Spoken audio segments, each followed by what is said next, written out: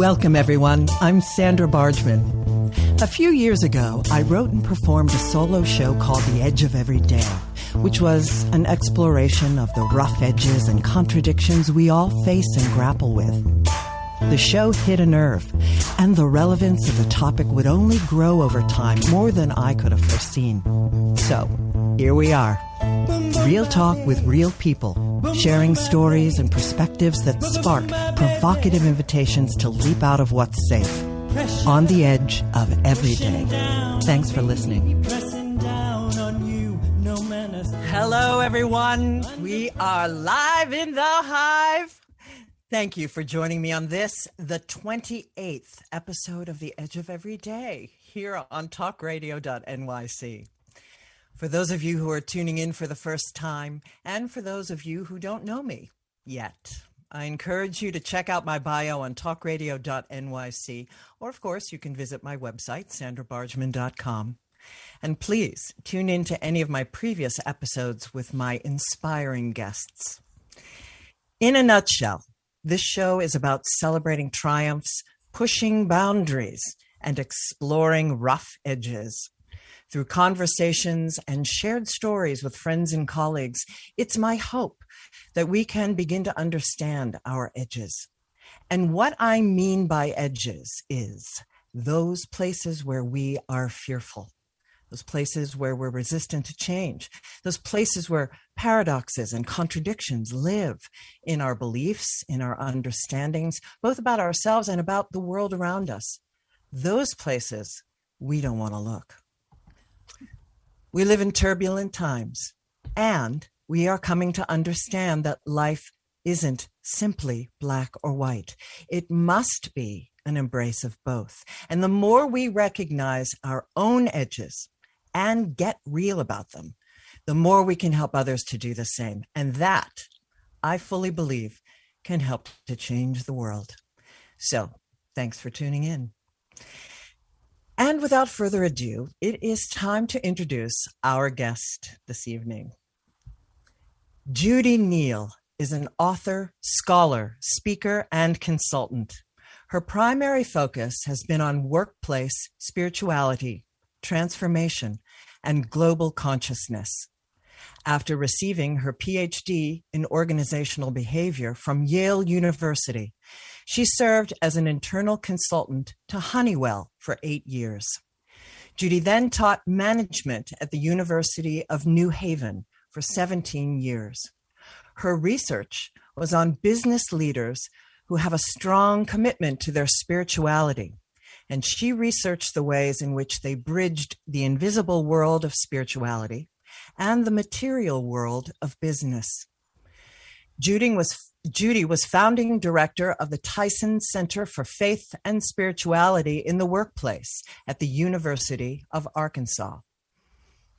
She was a co-founder and former chair of the Management, Spirituality, and Religion Interest Group, as one of the founding editors of the Journal of Management, Spirituality, and Religion. She is on the journal's editorial board and is also on the board of the journal's parent organization, the International Association of Management, Spirituality, and Religion. Judi now serves as the executive director of the Global Consciousness Institute. Judi was the founder of the International Center for Spirit at Work and the International Spirit at Work Awards, and is the president of Edgewalkers International, a workplace spirituality community. Judi is the author of 8 books on workplace spirituality and transformation, including Edgewalkers, People in Organizations That Take Risks, Build Bridges, and Break New Ground. Her recent books are Integrating Change, The Art, the Craft, and the Science of Transforming Organizations, published September 2021, and Workplace Spirituality, Making a Difference, published in January 22. In her spare time, she writes songs and plays guitar and electric bass in an all-woman band called She's Us. Welcome, Judi. Thank you, Sandra. Thank you. Thank you for that introduction. Oh my goodness, a complete pleasure. I mean, I could go on and on. Her bio could go on and on. Just incredible, prolific amount of writing and service to the world. This is such an honor to have you on my show. Oh, thank you. It's really an honor to be here because you and I are in the same conversation. We care about the same things. So I'm so excited about this time we've got together. Truly, truly, truly. Well, I always like to start out with the way that I have my guests on the show, and I just love this story so much I have to tell it. So I was invited by a girlfriend of mine, Leslie Michaels, who wrote a book called On the Shoulders of Mighty Women. It's coming out in June. And she asked me to contribute a chapter to it. And I'm going to have Leslie on June 6th. So listeners take note. Anyway, I came up with, while I was writing it, I came up with the title Reluctant Leader. And I started thinking about the phrase that I walk along the edges of so many different communities, and I don't find myself always in the center of them. And I don't know what inspired me. One day, I literally just Googled it, edgewalking and walking the edges of communities. And edgewalkers.org springs up on my computer, and it's a thing. It's a thing. And on this website is a profile about edgewalkers, talking about the qualities that they have, the profile, the skills that they have as people, as leaders. And your focus, of course, is on the workplace. And so we're going to dive completely into that. But I loved what I read, and I took the profile and I reached out directly to Judi, who responded immediately. And we've had 2 Zoom conversations, and I just feel such a kinship and like I've known you forever. And it's just such a joy to have discovered you and your profound work. So let's dive in. What's Edgewalkers? Tell us who and what is an Edgewalker, Judi Neal? Yeah, you've already described so much of it, and you live it. So I do indeed.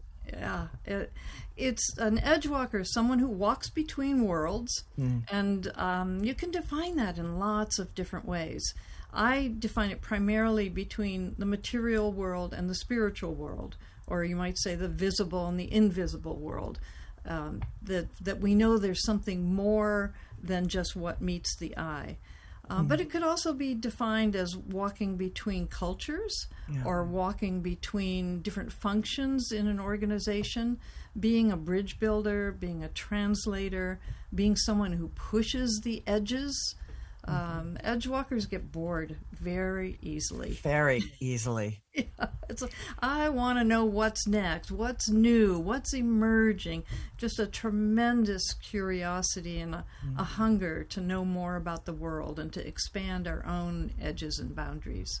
Indeed. So that's the primary definition. Someone who walks between worlds and builds bridges between those worlds. And hybrids, connects them. Yeah. Were you somebody, we're going to get back to edgewalkers, but were you aware that you were aware as a young person? Were you aware that you were going between worlds? Yeah, I really was. So was I, yeah. Yeah, and probably a lot of your listeners are too. I mean, I had mystical experiences as a child, and I knew enough not to talk about them. Right. Because people would think I was crazy. I was afraid that's what they would think. And I didn't feel like I was crazy. I felt like those mystical experiences were beautiful. They were comforting. They provided wonderful information. And so I counted on them as another way of knowing what reality is. Absolutely. Yeah, I always I talk about people like you and I. This is how I describe myself. I was the kid with the antenna in the corner of the room that could jump between the energies and could really understand the energy that was at play and where those edges were. So your understanding of going between being an Edgewalker was something that you walked with your whole life. So what spurred the understanding of Edgewalker? I mean, tell us the story of how Edgewalker evolved. Yeah, it's a confluence of different things, which I'm sure is typical confluence for of edges. Absolutely. I had been interested in spirituality and spirituality applied to the workplace because of some of my own experiences of living my spirituality at work and seeing what a difference it made. And both when I was in the corporate world and when I was in the university. And, like I would pray before I walked into a meeting or into the classroom and just ask for guidance to be my highest self and to bring love into the room. And magic would happen. And so I knew for me personally that it was making a difference, and for those I touched. And so I got curious and wanted to study that more. And I would run into people in conferences who were doing the same thing. So I knew I wasn't alone. And that's really important because when we're on the edge actually means not being in the center, not being in the mainstream. And that can be on the margin.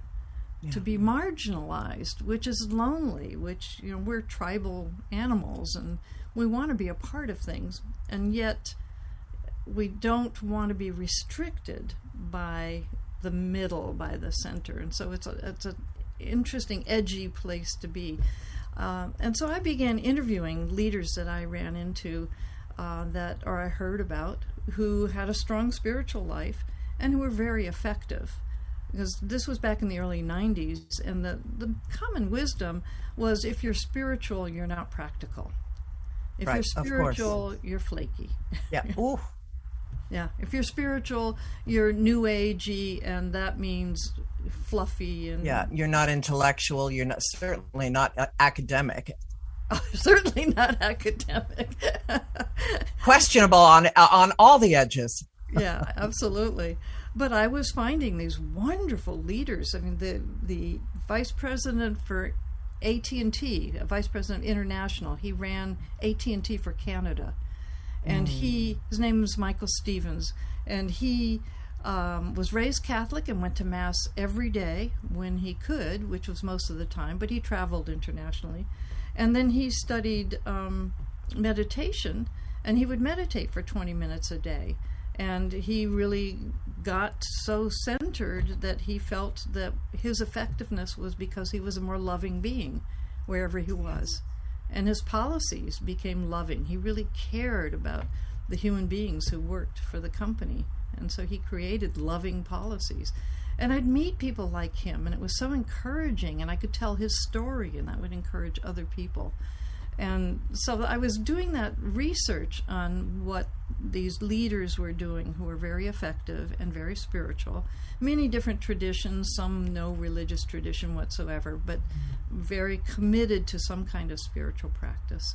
Beautiful. And at the same time, I was running a leadership group where the group met in my house once a month. Oh, and lovely. They would bring a business issue. And okay, I'm going to interrupt you real quickly here because we've got to go to break. This is a great moment. So the business group, we're going to hear about the business group in your home when we come back from break.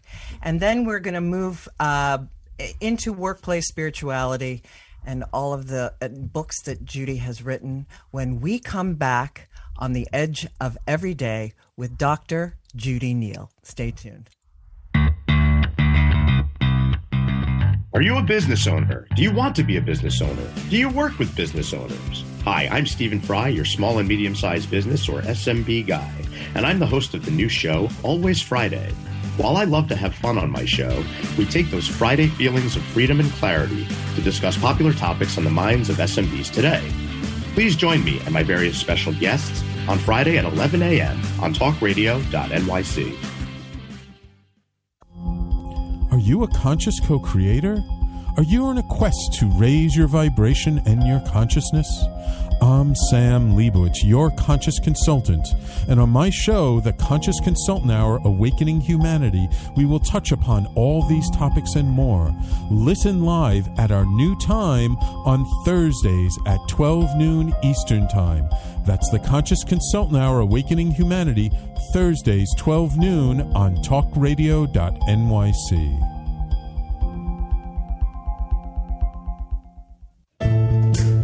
Are you on edge? Hey, we live in challenging, edgy times, so let's lean in. I'm Sandra Bargman, the host of The Edge of Every Day, which airs each Monday at 7 p.m. Eastern Time on talkradio.nyc. Tune in live with me and my friends and colleagues as we share stories and perspectives about pushing boundaries and exploring our rough edges. That's The Edge of Every Day on Mondays at 7 p.m. Eastern Time on talkradio.nyc. You're listening to Talk Radio NYC. Uplift, educate, empower.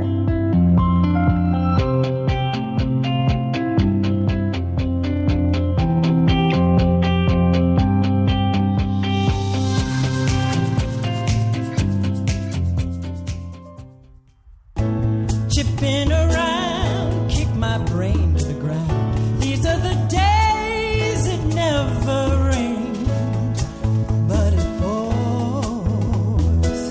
on the edge of every day. And we are back with Dr. Judi Neal. So let's dive back into that story in your living room. So the leaders met once a month. They would bring a business problem, and then we would all support that person energetically as well as with practical guidance. And then during the month, we would hold that person in prayer or in the light or whatever each person's spiritual practice was, so that they felt supported during that whole month. And then they would come back and report what happened. And miracles would happen over and over again. Oh my gosh. And so it was this wonderful practical and spiritual integration. And at the same time, I read an article in Fast Company magazine, which had just come out, and it talked about how change happens on the edge of systems. And I went, oh my goodness, when I think about all my work and organizational change, it's the mainstream is for stability, the edges are for transformation. And I always felt on the edge of a system. And then I realized, well, that's where I like being, and I want to help support change. That's home, even though it's lonely sometimes and uncomfortable, and as you say, rough. It's a rough edge. Mm-hmm. Yeah, and so I was reading that, and I was talking about how they told the group about this article, and I said, they're like edgewalkers. I just sort of made the word up because one of the things the article said was it's holographic. People who are on the edge of systems, who are change agents, tend to live on the edge of town.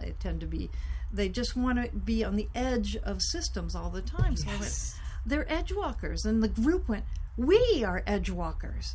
And they just, felt so attracted to that term. And then I started sharing that idea with other people, and they really got it and began asking me questions that I couldn't answer about edgewalkers.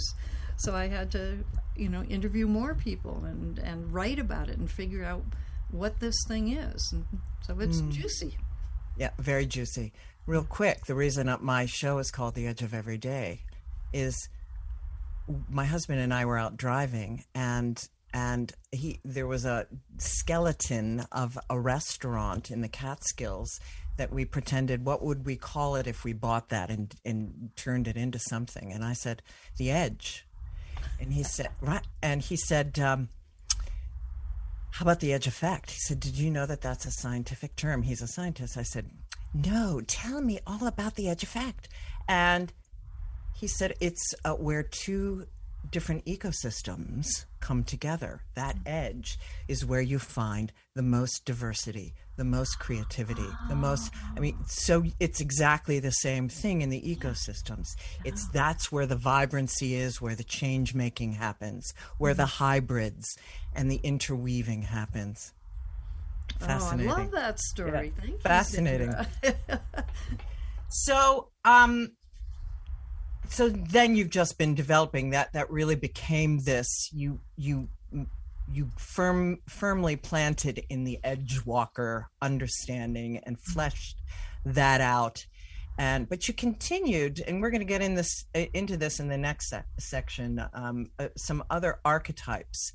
But the Edgewalker is edgewalkers.org for those of you who are listening who want to jump on that website in our next commercial break. So I want to back up a little to your an intro more into your workplace spirituality. What was the spark that got you into doing those two, combining spirituality? Was it literally like you noticed that you liked who you were better when you were actively bringing that into your workplace, or was it a confluence of other things? It was other things, because I thought that I should never, ever talk about my own spirituality or be open about it. Yes, again, you stay in that closet. Yep, stay in the closet. And there was a real precipitating event. I was working for Honeywell at an ammunition plant, and I was in charge of organizational development. I found out Honeywell was making faulty ammunition knowingly, and I blew the whistle. And that was the most terrifying moment of my life, because there was a movie out right at that time called Karen Silkwood. And right. in that movie, Karen gets killed for blowing the whistle.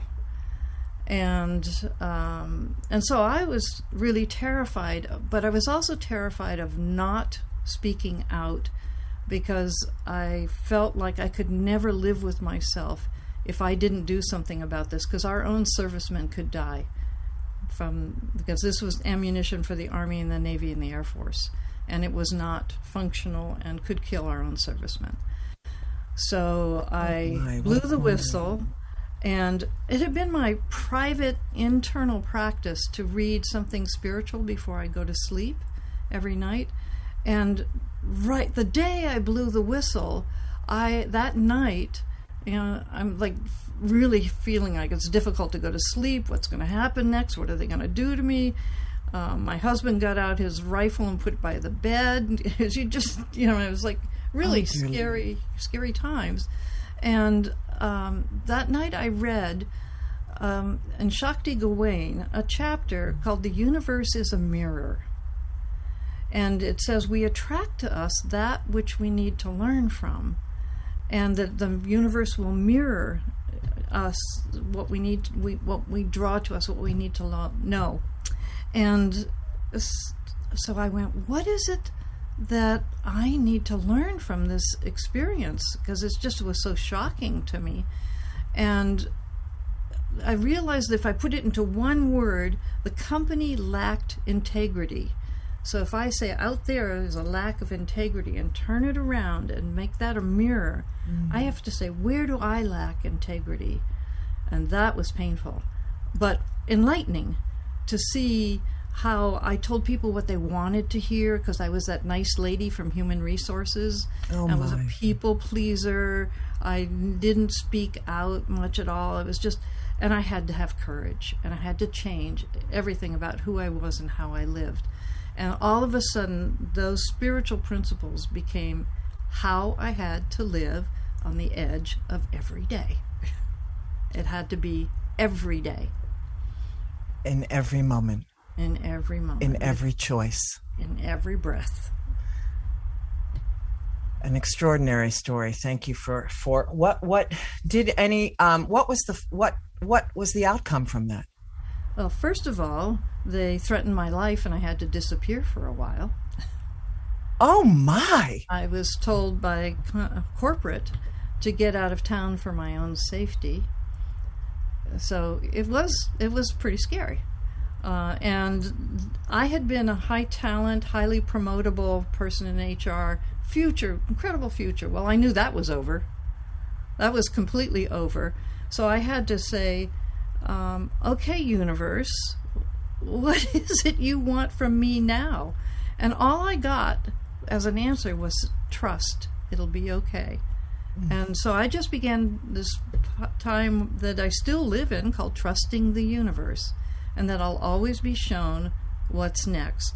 And what was next was to leave Honeywell and go into teaching, and to be able to try to have a more positive impact on future leaders, and to have them be able to lead with more integrity, with a sense of their own spirituality, with their own values. So that's why I taught for 17 years at the University of New Haven, and I was open about my spirituality, and I started doing research as an academic, and that led to the books and to Edgewalkers, and founding the Center for Spirit at Work and founding Edgewalkers International. What happened at Honeywell was I ended up bringing a lawsuit against them because they fired me. And basically what they did was they took away all my job duties when I was there, locked me in a room that I couldn't leave, and put the people I blew the whistle on in a meeting room right outside my window. Right outside my door. And so I had to walk by them every day and would hear things like, that whistleblower's dead meat. Now, the whistleblower was supposed to be anonymous, but I clearly wasn't.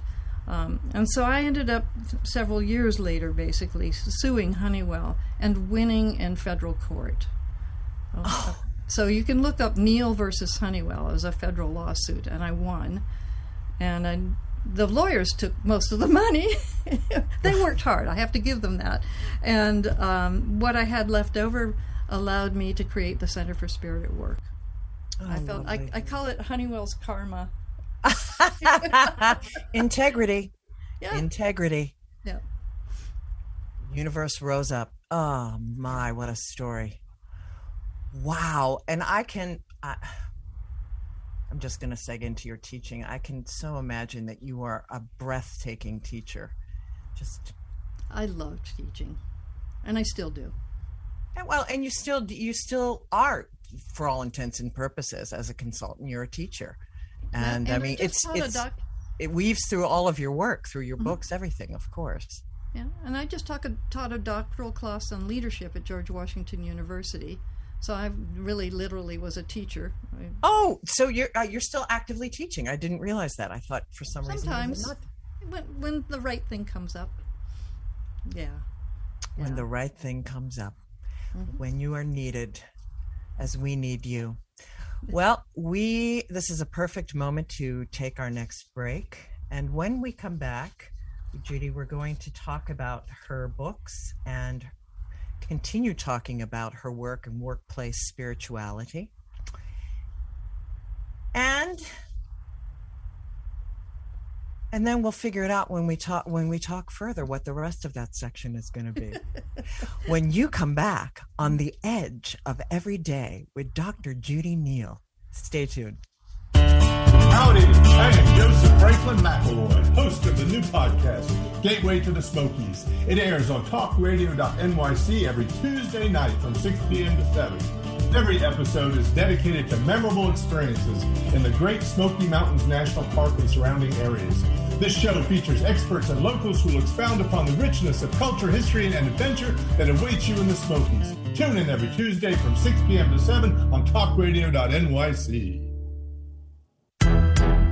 Are you passionate about the conversation around racism? Hi, I'm Reverend Dr. TLC, host of the Dismantle Racism Show, which airs every Thursday at 11 a.m. Eastern on talkradio.nyc. Join me and my amazing guests as we discuss ways to uncover, dismantle, and eradicate racism. That's Thursdays at 11 o'clock a.m. on talkradio.nyc. Are you a small business trying to navigate the COVID-19 related employment laws? Hello, I'm Eric Sauver, employment law business law attorney and host of the new radio show, Employment Law Today. On my show, we'll have guests to discuss the common employment law challenges business owners are facing during these trying times. Tune in on Tuesday evenings from 5 p.m. to 6 p.m. Eastern Time on talkradio.nyc. You're listening to Talk Radio NYC at www.talkradio.nyc. Now broadcasting 24 hours a day.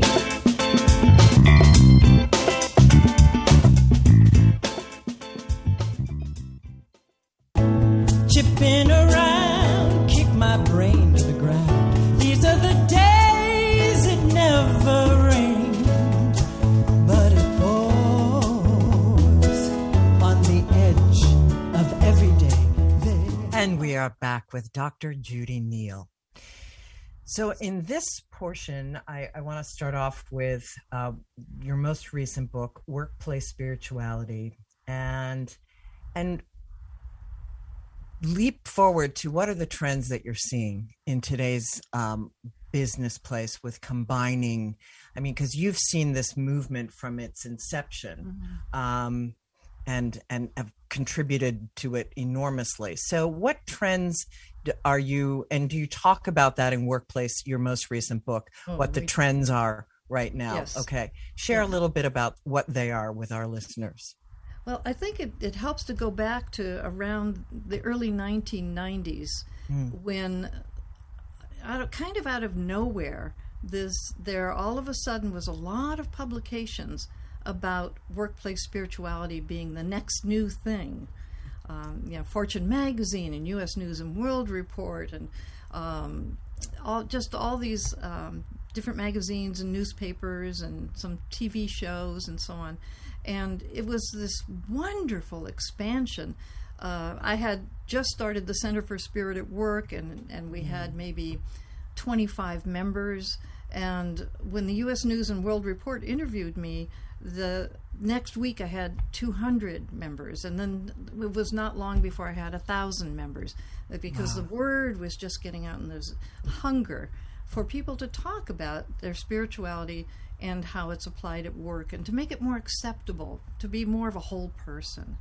Yeah. And then when we hit the 2000s, there started to be religious lawsuits for religious harassment, and all of a sudden there was this real pullback from the corporate world, like, oh, we can't talk about this because we might get sued. And that was one of the fastest growing areas of lawsuits. So the language really had to change, but the practices didn't, and the people's hunger for being their full selves in work didn't change. But what happened, and is really the major trend now, is mindfulness at work. And I love the story of how that began. It began at Aetna, the health insurance company, and a woman in HR in Aetna had her own mindfulness practice and found that it was so useful to her that she thought she'd offer a class to a few of her coworkers, and they found it very useful. So then they decided to talk to Duke University and get into some research, and I offered it to, I think it was something like 200 employees over maybe 6 months, where they went through a mindfulness program. And they found out that people's absenteeism went way down, their stress levels went way down, their creativity went up, their sense of leadership and compassion and connection went way up, and they found out that they saved something like $2 or $3 million in healthcare costs with that particular group, because people just weren't getting as sick or missing as many days. So there was a bottom line result. And then Google heard about it, and Google took off like crazy. And when anything Google does is cool. Yeah. So everybody started. Right? Yeah, right. They are on the cutting edge. They are. Oh my! Well, I mean, you really touch on this sense of being a part of something bigger and the interconnectedness of life. No, we don't need to proselytize about our particular religion, but we can all understand the interconnectedness of life. I mean, we wouldn't be in a spiritual or a environmental crisis if we had woven our sense of interconnectedness into every aspect of who we are. I got this off of one of your papers that I read today.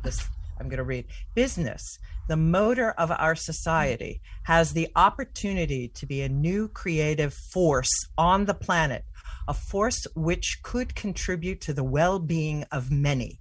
For that to occur, we must all substantially increase our commitment to integrity and accountability, and courageously make a quantum leap in consciousness beyond conventional solutions, beyond opposing forces, beyond fear and hope. So perfect. But, we need to it really is the workplace is the heart of it. It's really where this needs to show up, because that's where the destruction is. Yeah. I mean, how much of our day do we spend at work? Well, these days we spend it at work at home, but we're still interacting with colleagues as much, if not more, than we used to. And so it's such an important part of our life. Indeed. Yeah. Well, this seems like a good place to jump to community. And we may not get to your agents, your diagram, but we may in the next section have enough time for that. I wanted to speak with you about Edgewalkers and building community. And you and I had talked a little bit about this, how this, I think everyone during COVID has been pulled to a sense of community in a very organic and what feels like a brand new way. And what I would think of it more as an ancient getting back to remembering who we were, like remembering who we are in workplace spirituality. When we are reminded of our truth, then we behave accordingly. But so can you speak to that? Absolutely. When I first started doing research on workplace spirituality, especially in the academic world, it felt completely risky for my academic career. And at the same time, I trusted the universe. So it's like, whatever, I'm going to be who I am. And if you don't like it, you'll fire me and the universe will take care of it. Yeah. It'll all be okay. But as soon as I started finding other people, then my courage increased. And I could push the edges even more. Yeah. And instead of being rejected, I became embraced by my university. I think they liked the fact that I was quoted in Fortune magazine. That helps. And Judi Neal from the University of New Haven. I think that, that's good for business, and so that was wonderful. But I really felt like people needed. When you feel so alone and on the edge, you need other people who may be on different edges a little bit, but who see life in a similar kind of way. Yes, indeed. The willingness to take risks, the willingness to push the edges, and for the greater good. Because there's certainly people who take risks and push edges for selfish reasons, but we're talking about for the greater good. Yeah. And then we can encourage each other and inspire each other, and collectively we can make more of an impact. So I've created community in everywhere I've gone, and including in academia. So as you mentioned, the Management, Spirituality, and Religion Interest Group at the Academy of Management. Yeah. And the Academy of Management is for management professors all over the world. There's like 20,000 members.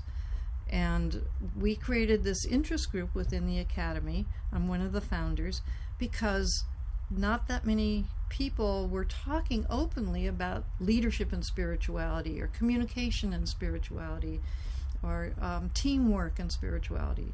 And so there's people now, hundreds and hundreds of people doing research and teaching where they incorporate spirituality and faith and religion and consciousness into their work. And then they can learn from each other and expand.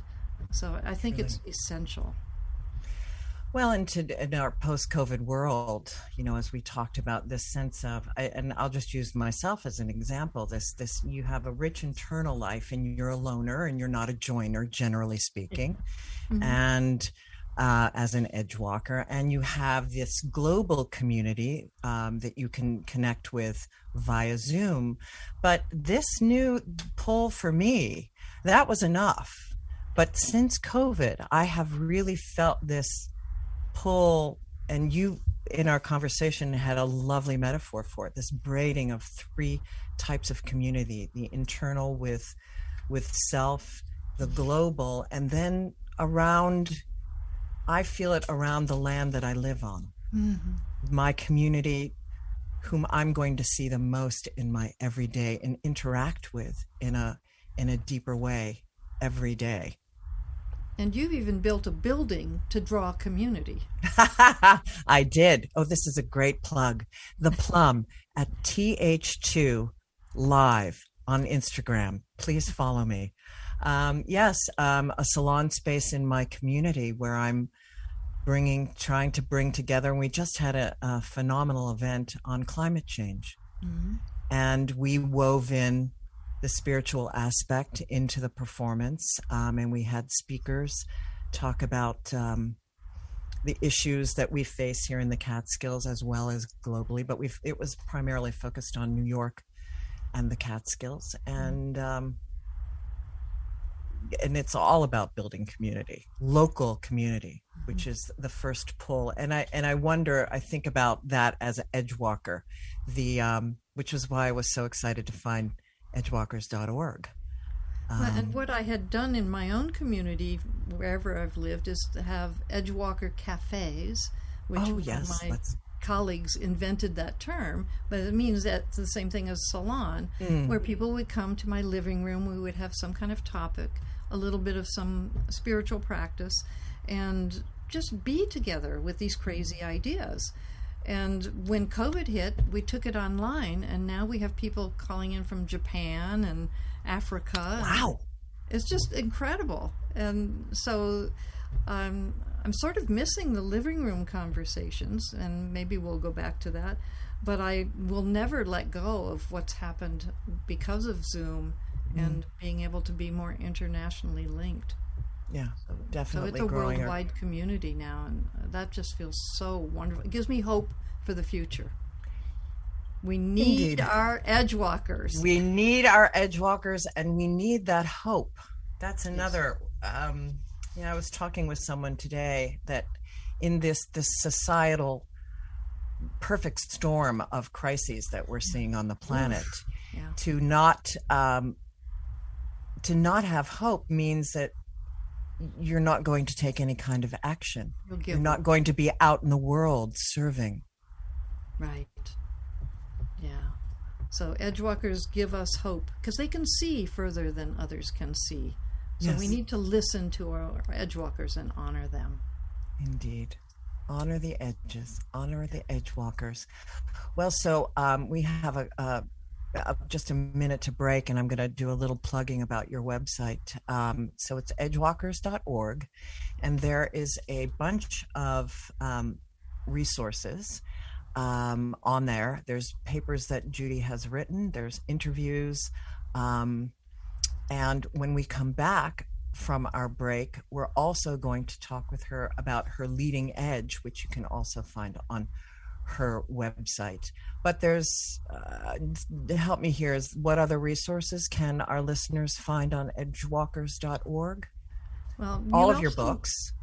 Yes, there's except for I have sold out of the Edgewalker book, so you have to go to Amazon.com because I'm not going to distribute them anymore myself. Got it. But all the other books are there, and a lot of podcasts and surveys and instruments you can take, and information about when our Edgewalker cafes are. They're all recorded, so you can listen to those. And I think that's the key things.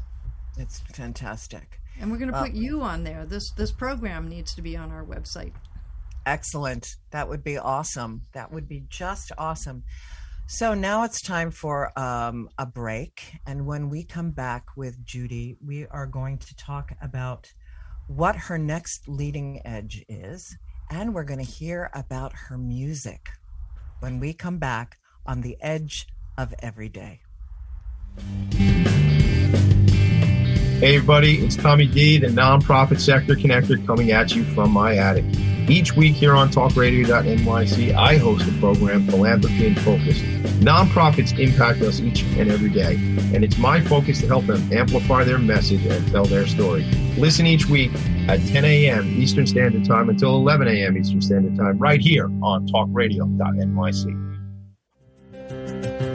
In a post-COVID world, you may have many unanswered questions regarding your health. Are you looking to live a healthier lifestyle? Do you have a desire to learn more about mental health and enhance your quality of life? Or do you just want to participate in self-understanding and awareness? I'm Frank R. Harrison, host of Frank About Health, and each Thursday, I will tackle these questions and work to enlighten you. Tune in every Thursday at 5 p.m. on talkradio.nyc, and I will be frank about health to advocate for all of us.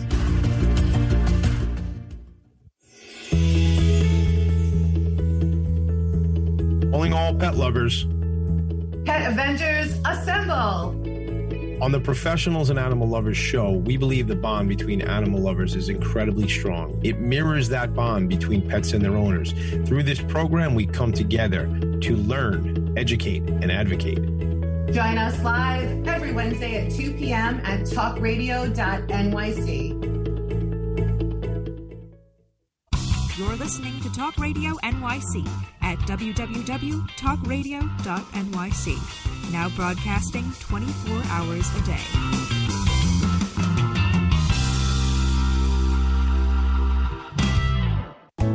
Chipping around, kick my brain to the ground. These are the days it never rained, but it pours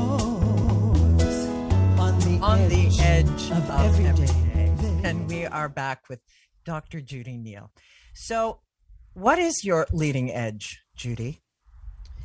Well, I'm just deeply committed to exploring this idea of global consciousness now. And that's really arisen out of all the workplace spirituality work. Because one of the things that I ran across years ago was Teilhard de Chardin and his work on the evolution of humanity. Yeah. And,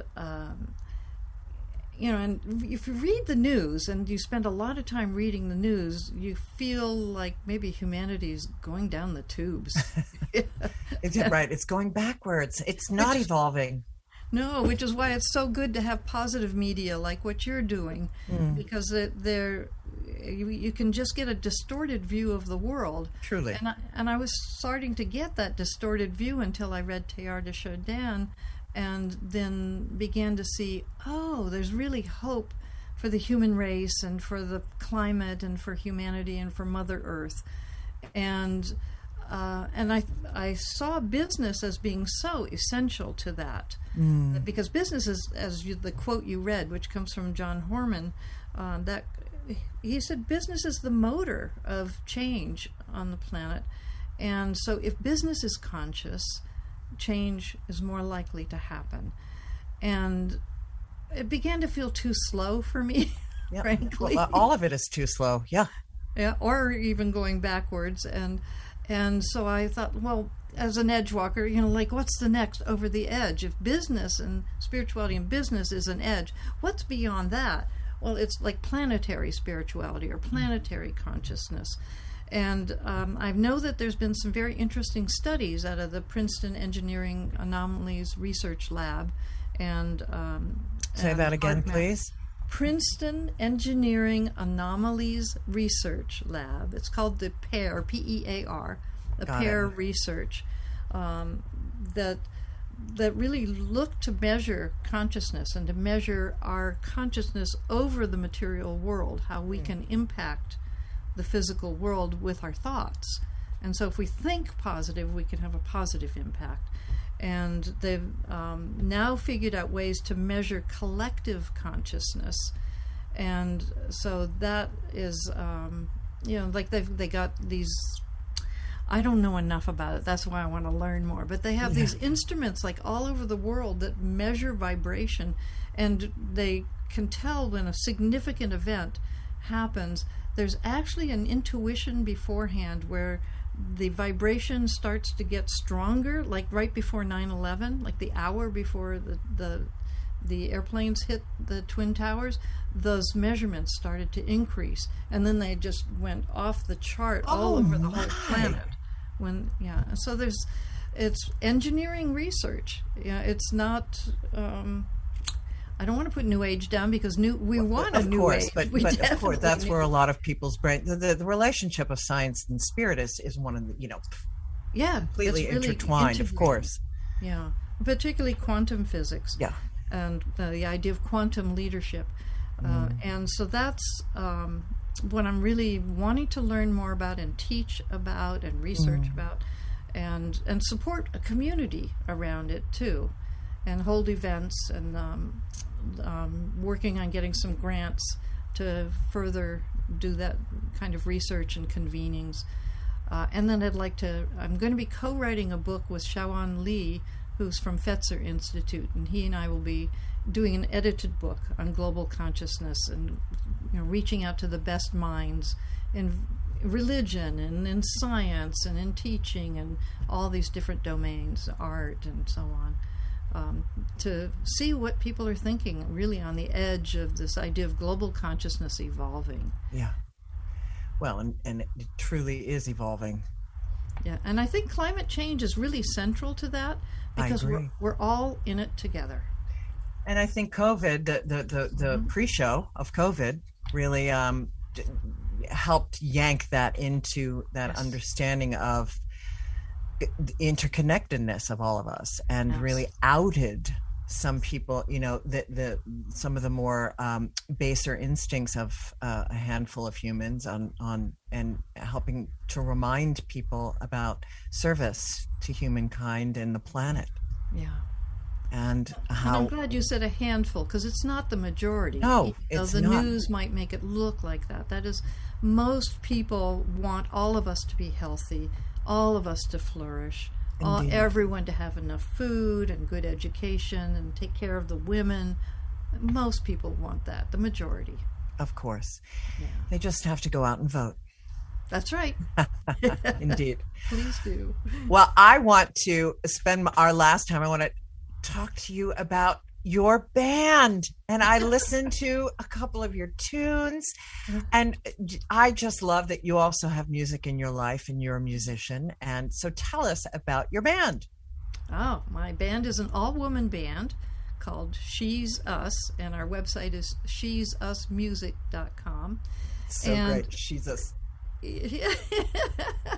We get confused down here in the South where I live in Arkansas, and people go, "The Jesus Band?" And like, no man allowed. That wasn't planned. No, just women. And we have more fun. We love each other. We've been together 7 years, and we each play at least one or two instruments, and we each write songs. And you play. We all play. We all sing. Oh, I mean, do you play what instrument? I play bass. Yeah, I saw. I was like, oh yes, I love that. You like all cool in the corner. I grew up in folk music, and I was like, they called me Judi Baez because my songs were Judy Collins and Joan Baez, and the sweet lilting soprano. And then I guess it's something about this time of life or something, but an edge for me is the more driving masculine edge of a bass. Yeah. And so it gives me a whole new voice and a whole new feel. And I love to rock out on bass. I just love it. I'm taking lessons and growing, and it's just, a whole new experience. It's just delightful. And I love the one song that changing the world one floozy at a time. Susie Was a Floozy is the name of that song, and if you go to Fayetteville Public Library, that's where we did our concert, and it's videotaped high tech. Oh my God, they did a beautiful job. And that song was written when the four of us were partying together, and we were talking about, well, what's the name we use for women who seem to other people like they're having too much fun? I.e., they're crazy. But, they're edgewalkers. Well, they were thinking more like tramps, yes. Other words I might not say here. So our keyboard player went home, and she says, I got to write this song, and because we decided floozy was our favorite word. Oh, my goodness. So well, I'm going to adopt that. I am going to become an official floozy fan. Let's create community for floozies. Yes! I'm down. We'll come up with a fabulous floozy fluh. I'm into alliteration, as you can tell. I can tell. You'd be a good songwriter. Well, thank you. I have written a couple of tunes. Oh, I have to hear yours. I'm a fledgling songwriter. But I can say that I have written some songs. So wonderful. Yeah, that would be fun. Yeah. That would be great fun. Well, we are at the end of our hour, Judi Neal. Aww. And I have just loved this conversation. I am so grateful that you came on. Again, it's edgewalkers.org. And another resource that I wanted to share with people was that I discovered spiritualityatwork.org is another place if people are wanting to think about spirituality in their workplace and perusing the Edgewalker website and using all of those incredible resources. Any last words that you would like to share with our listeners? Have courage, stay on your edge, push the boundaries, and have fun while you're doing it. Absolutely, have fun. Well, I thank you all you listeners out there, for spending an hour with Dr. Judi Neal and I. Remember, you are always at the edge of the miraculous. Until we speak again next week, take good care. Thanks again. Thank you. This is our last dance. This is our last dance. This is ourselves under pressure. Under pressure. Under pressure.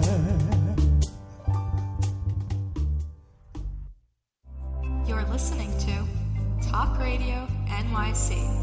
Uplift, educate, empower.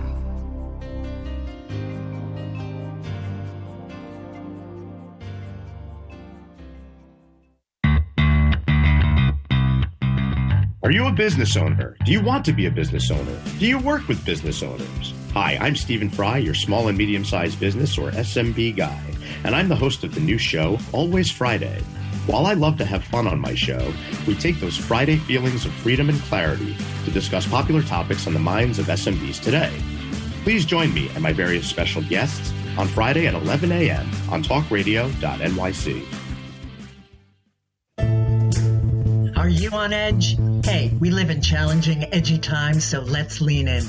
I'm Sandra Bargeman, the host of The Edge of Every Day, which airs each Monday at 7 p.m. Eastern Time on talkradio.nyc. Tune in live with me and my friends and colleagues as we share stories and perspectives about pushing boundaries and exploring our rough edges. That's The Edge of Every Day on Mondays at 7 p.m. Eastern Time on talkradio.nyc. Uninformed about menopause and how it impacts on your life? Hi, I'm Pat Duckworth, women's health strategist and host of the Hot Women Rock radio show, empowering women leaders at menopause. Join me every Thursday at 10 a.m. Eastern Time, 3 p.m. UK time on talkradio.nyc for interviews with inspirational women who will share their top tips to rock your world. In a post-COVID world, you may have many unanswered questions regarding your health. Are you looking to live a healthier lifestyle? Do you have a desire to learn more about mental health and enhance your quality of life? Or do you just want to participate in self-understanding and awareness? I'm Frank R. Harrison, host of Frank About Health, and each Thursday, I will tackle these questions and work to enlighten you. Tune in every Thursday at 5 p.m. on talkradio.nyc, and I will be Frank About Health to advocate for all of us.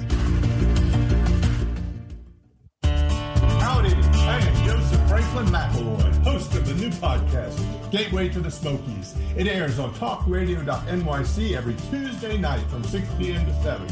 Every episode is dedicated to memorable experiences in the Great Smoky Mountains National Park and surrounding areas. This show features experts and locals who will expound upon the richness of culture, history, and adventure that awaits you in the Smokies. Tune in every Tuesday from 6 p.m. to 7 on talkradio.nyc. You're listening to Talk Radio NYC. Uplift, educate, empower.